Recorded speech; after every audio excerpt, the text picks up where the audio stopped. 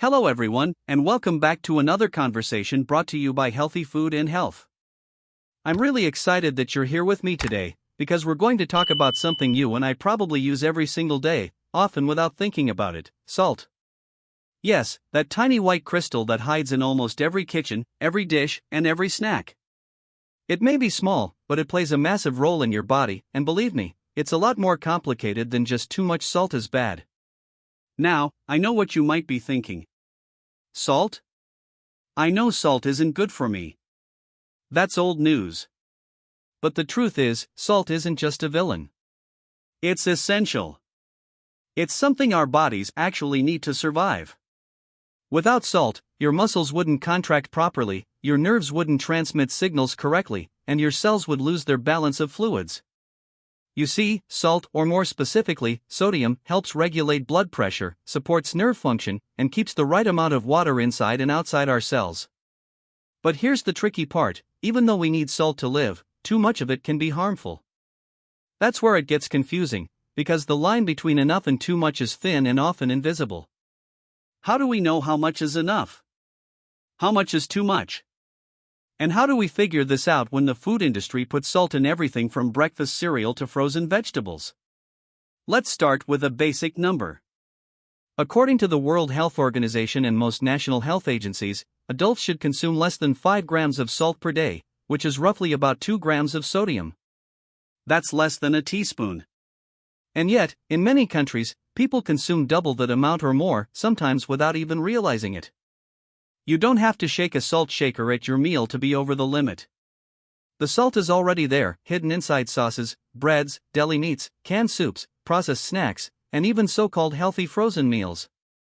Now let me ask you something: when was the last time you actually measured how much salt you ate in a day? Not just what you sprinkled on top of your eggs, but everything? The truth is, most of us don't do that. We eat based on taste, routine, and convenience. And food manufacturers know this. They add salt not only to preserve food, but to enhance flavor and increase that craveable factor. Studies have shown that people who eat high-sodium diets often crave more processed food and sugar. It's a vicious cycle. But wait. Before we throw away the salt shaker, let's go back to basics. Not all salt is the same. Table salt, sea salt, Himalayan pink salt, Celtic salt, they all contain sodium, yes, but they also vary in mineral content and how they're processed.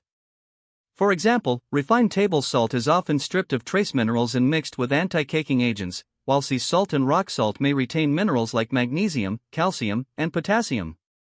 However, the sodium content is still high in all of them.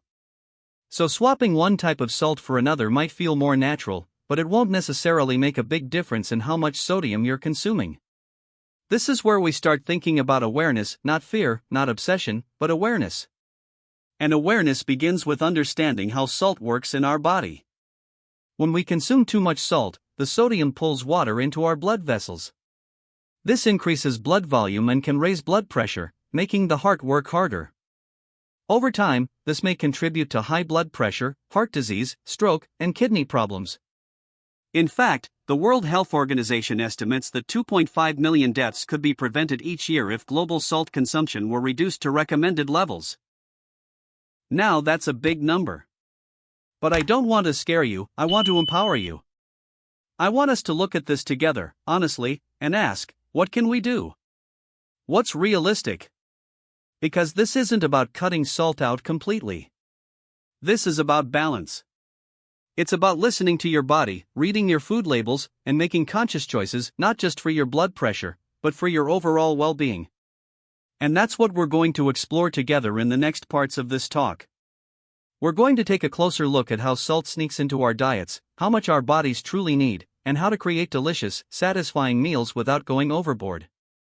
So now that we've laid the foundation about what salt does for the body and why it's necessary, let's dig deeper into where we're really getting all this salt from. You might be surprised to learn that more than 70% of the sodium we consume doesn't come from what we add at the dinner table. No, it's already hidden in processed and packaged foods. That includes things like cold cuts, cheese, frozen meals, fast food, instant noodles, sauces, and yes, even bread. It's the kind of salt we don't see.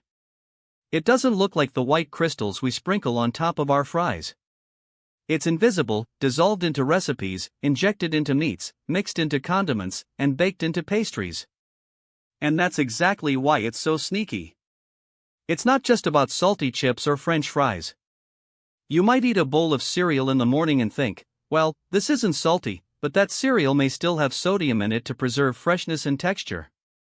The same goes for baked goods and even sweetened beverages in some cases. The more processed a food is, the more likely it is to contain sodium. Let me give you an example. A single slice of processed cheese can have over 250 milligrams of sodium. A cup of canned soup? Easily 800 to 1,000 milligrams, depending on the brand. And if you grab a fast food meal, say, a burger, fries, and a soda, you're looking at over 2,000 milligrams of sodium in just one sitting. That's already above the recommended daily limit. And yet, many people eat 3 or 4 meals like that in a single day, plus snacks. Now, let's be real. I'm not saying you should never eat a sandwich or enjoy a restaurant meal. But awareness is power. Once you start noticing where the salt is hiding, you can make smarter choices. Maybe you choose a low-sodium version of canned beans. Or you rinse your canned vegetables before cooking. Maybe you start checking food labels, not obsessively, but out of curiosity, and learn how much sodium is in your favorite packaged snack. It's also worth mentioning that not everyone reacts to salt in the same way. Some people are more salt-sensitive than others. That means their blood pressure rises more significantly in response to sodium intake. This sensitivity tends to be higher in older adults, people with diabetes, and those of African, Asian, or Hispanic descent. Genetics play a role, lifestyle plays a role, and so does hydration. Speaking of hydration, let me make one thing clear. Salt and water are partners in your body. If you eat a salty meal and drink plenty of water, your body can better regulate the sodium through your kidneys and urine. But if you eat salty food and don't hydrate, the sodium builds up, pulling water into the bloodstream, stressing your heart, and leaving you feeling bloated or thirsty. You've probably noticed this after a heavy dinner, waking up in the middle of the night desperately needing water. That's your body crying out for balance. Now let's zoom out for a moment and ask, what can we actually do on a daily basis to reduce excess salt without making our meals boring or bland? Because that's a common fear, right? That if we eat less salt, the food won't taste good anymore. But here's the good news, salt isn't the only thing that gives food flavor. Herbs, spices, citrus, vinegar, garlic, onions, pepper, all of these bring depth and richness to food. And they do it without raising your blood pressure. Try swapping salt with flavor enhancers. Lemon juice can brighten a dish the same way salt can. Smoked paprika can add depth. Fresh basil or oregano can bring out the flavor in tomato dishes. And don't underestimate the power of a well-cooked onion or roasted garlic to transform a meal. It's not about giving something up, it's about discovering a new way to eat. At Healthy Food and Health, we love experimenting with flavors that support the body. And we encourage our community to explore natural seasonings as part of a broader journey toward wellness. Reducing salt isn't a punishment, it's a choice to support your heart, your kidneys, and your long-term energy. And when you do it gradually, your taste buds actually adjust. You start to notice the sweetness of carrots, the richness of roasted vegetables, the natural saltiness of olives or sun-dried tomatoes, all things you might have missed when your palate was overwhelmed by processed sodium. This is where the real magic happens. When you step back from salty processed foods, your body starts to recalibrate. You feel lighter, your blood pressure stabilizes, your energy becomes more consistent. You might even sleep better. In fact, a study published in the journal Hypertension found that reducing sodium intake by just 1,000 milligrams per day can significantly lower systolic blood pressure, especially in people already dealing with hypertension. That's not a massive change. That's just one fewer salty snack or one homemade meal instead of takeout. So you see, small steps matter. Tiny shifts add up. And this journey isn't about being perfect, it's about being intentional. Let's take a moment now to really think about what enough means when we talk about salt. The World Health Organization recommends that adults consume less than 5 grams of salt per day. That's about 2,000 milligrams of sodium, which is roughly just 1 teaspoon of salt. Yes, 1 single teaspoon. Think about that. That's not just the salt you add to your food, it includes every bit of sodium hidden in bread, sauces, canned goods, frozen meals, restaurant dishes, and snacks. Now here's the twist: most people around the world consume 9 to 12 grams of salt a day. That's nearly double the recommended amount. In some countries, it's even higher. And this overconsumption doesn't just happen overnight, it builds quietly, little by little, over time. You might not even notice. That's why understanding portion sizes and reading food labels becomes so important. At Healthy Food and Health, one of the key messages we keep coming back to is mindfulness. Not guilt. Not fear. Just awareness. Because when you know how much sodium you're really consuming, you can take control of your health without sacrificing the joy of food. Let me give you a few more real-world examples so we can paint a clearer picture together.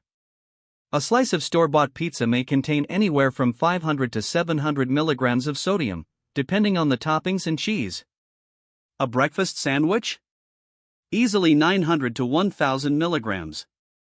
Even a simple bowl of instant noodles, something so many people eat in a rush, can have over 1,200 milligrams of sodium. That's more than half of your daily limit in just one meal. And when you stack up 3 meals a day, a few snacks in between, and maybe a soda or a flavored drink, it's no wonder the numbers skyrocket. Now you might be wondering, okay, so what happens if I consistently eat too much salt? Well, the most common consequence is high blood pressure, also known as hypertension. And while high blood pressure might not sound scary at first, it's one of the biggest risk factors for heart disease, stroke, and kidney failure. It's often called the silent killer because you may not feel any symptoms until something serious happens. And that's exactly why reducing salt intake is such a powerful and simple step you can take toward long-term wellness. No medication. No extreme diet. Just a gradual, conscious effort to bring sodium levels back to balance. Here's the encouraging part. When you reduce your salt intake even modestly, your body responds almost immediately. Your blood pressure begins to lower. Your kidneys don't have to work as hard. Your heart pumps more efficiently. You may start to notice less swelling in your hands or feet. You may sleep better. You may feel less thirsty throughout the day. These are all signs that your body is finding its rhythm again. And believe it or not, your taste buds will adjust too. Within 2 to 3 weeks of reducing high-sodium foods, many people report that natural foods begin to taste better, sweeter, richer, more vibrant. You begin to crave less salt because your body stops depending on it. It's an incredible transformation. Now, I want to be fair and say that sodium does have a role in certain cases. For example, people who engage in intense physical activity, athletes, marathon runners, those working in hot climates, may lose a lot of sodium through sweat and may require electrolyte replacement. But that's a very specific situation. For the average person living a moderately active lifestyle, sodium needs are much lower than we often think. What you really want is balance. That's the word I keep coming back to in this whole conversation. Not cutting out salt entirely, not vilifying it, but finding that sweet spot where your body has enough to function well, without tipping into danger. This is where home cooking becomes such a superpower.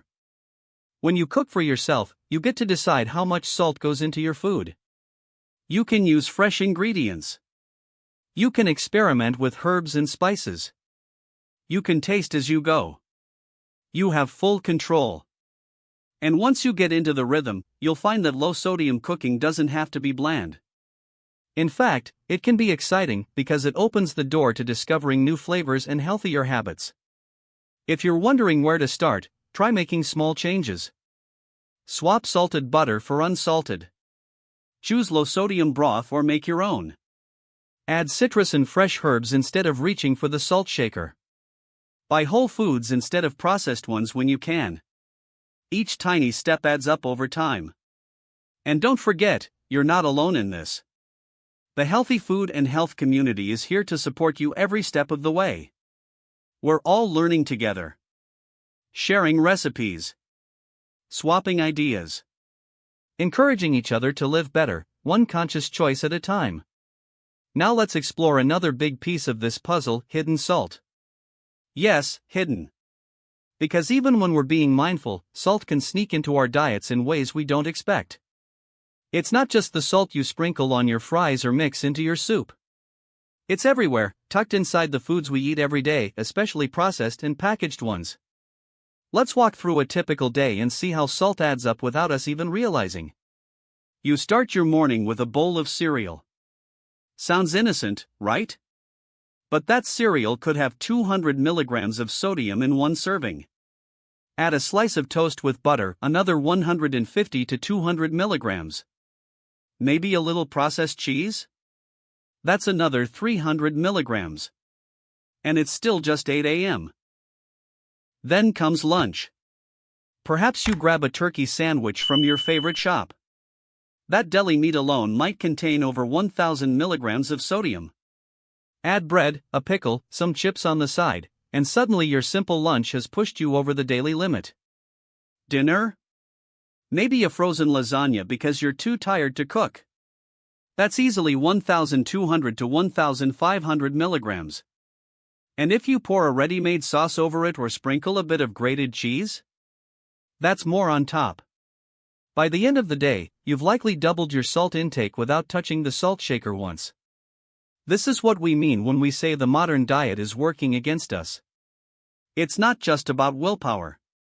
It's about knowledge. Labels, ingredients, habits. Now, I don't say this to scare you. I say this so you feel empowered. Because once you know where sodium hides, you can begin to make smart swaps without giving up the foods you love. That's what we encourage on Healthy Food and Health. We believe in small changes that lead to big results. You don't need to throw out your pantry or live on lettuce. You just need awareness and maybe a bit of curiosity. Let's take salad dressing, for example. Many bottled dressings contain 200 to 400 milligrams of sodium per serving. But if you make your own with olive oil, lemon juice, a pinch of pepper, and some mustard, you get amazing flavor without the overload. Plus, it's fresher and more vibrant. Or canned soup. You could switch to a low-sodium variety or even better, cook a batch at home using fresh ingredients. Same goes for sauces. Many tomato sauces are loaded with salt. But making your own from scratch with ripe tomatoes, garlic, and herbs? Healthier, and surprisingly easy. Even when you eat out, you can ask for sauces or dressings on the side, or request that your food be cooked with less salt. Chefs are often happy to accommodate. And let's not forget one of your most powerful allies in this journey, your sense of taste. As you cut back on salt, your taste buds will become more sensitive. Foods will taste stronger, sweeter, more nuanced. Suddenly, you won't need as much salt to feel satisfied. Your body will tell you what it needs and when it's had enough. Now let's bring this full circle. Why does any of this matter? Because you matter. Your health. Your energy. Your future. Salt is one of those things that seems so small. So harmless. So everyday. But it can have a massive impact on your well-being over time. And the beauty is, you have the power to make that impact a positive one. When you reduce your salt intake, you're not just lowering your blood pressure. You're protecting your heart. You're supporting your kidneys. You're reducing your risk of stroke. You're sleeping better. You're giving yourself more years with the people you love. More energy to do the things that bring you joy. More clarity, more calm, more life. It's a quiet kind of strength. But it's powerful. And it starts with something as simple as reading a label, tasting before salting, or cooking one more meal at home this week. So as we begin to wrap up this conversation, I want to leave you with a challenge. For the next 3 days, take a look at how much sodium you're really consuming. Don't change anything, just observe. Check labels. Make mental notes. Track a meal or two. And then, at the end of those 3 days, ask yourself, where could I make one small change that would help me feel better? That's all it takes. One step. Then another. Then another. And if you ever need guidance, inspiration, or a reminder that you're not alone, you know where to find us right here at Healthy Food and Health. We're here to help you thrive, one bite at a time. Before we finish this conversation, I want to bring it all back to the beginning. Salt. That little white crystal we often don't think twice about. It's on our tables, in our snacks, mixed into our sauces, and hidden in almost everything we buy at the store. And yet, it holds such power over our bodies. Over our blood pressure, our kidneys, our heart, our energy levels, and even our sleep. So, how much salt is enough? The short answer is, less than most of us think. The World Health Organization recommends no more than 5 grams of salt a day, that's about 2,000 milligrams of sodium. But in reality, most of us consume almost double that. Not because we're irresponsible or lazy, but because the system around us encourages it. And because the knowledge hasn't always been clear. That's why we have conversations like this. To clear the fog. To bring awareness. To put the power back into your hands. When you begin to lower your salt intake, don't think of it as punishment. It's not about missing out. It's about tuning in. Tuning in to your body's true needs. Tuning in to real flavor. Tuning into what truly supports your health, not just in the short term, but for life. Because a healthier body doesn't happen by accident. It happens when you make consistent, small decisions that compound over time. Now imagine this. You start cooking a few more meals at home each week. You begin to read labels, not obsessively, just mindfully. You begin to recognize which brands offer lower sodium options. You experiment with herbs, spices, lemon juice, garlic, those amazing natural flavor boosters that don't overload your system. You drink more water. You notice how your rings fit better. Your ankles don't swell like they used to. You sleep better. You feel less bloated. Your mood evens out. And before long, you don't even miss the extra salt. You've reset your palate. You've reclaimed control. And that's where real health begins, not in restriction, but in awareness.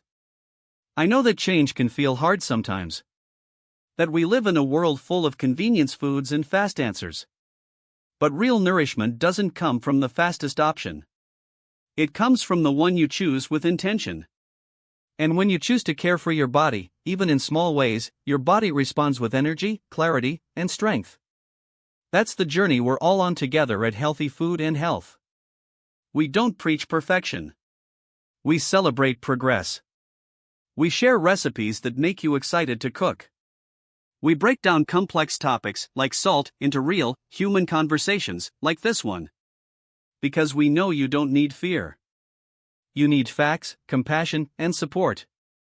So whether you're just starting to pay attention to your salt intake, or you've been on this journey for years, remember, every small step matters. Every little choice adds up. And you're never alone on this path. Let's promise each other something. Let's stay curious. Let's stay open. Let's take care of our bodies, not just because we have to, but because we get to. Because our bodies carry us through this life and they deserve our care, our attention, and our love. Salt is just one part of that equation. But understanding it and respecting its role can lead to transformations you might not expect. So here's to your health. To flavorful food that nourishes. To simple steps that bring big change. And to a life where your energy is strong, your heart is happy, and your body is at peace. Thank you for spending this time with me. And remember, Healthy Food and Health is always here when you need a reminder, a recipe, or a reason to keep going. Let's keep learning, growing, and thriving together.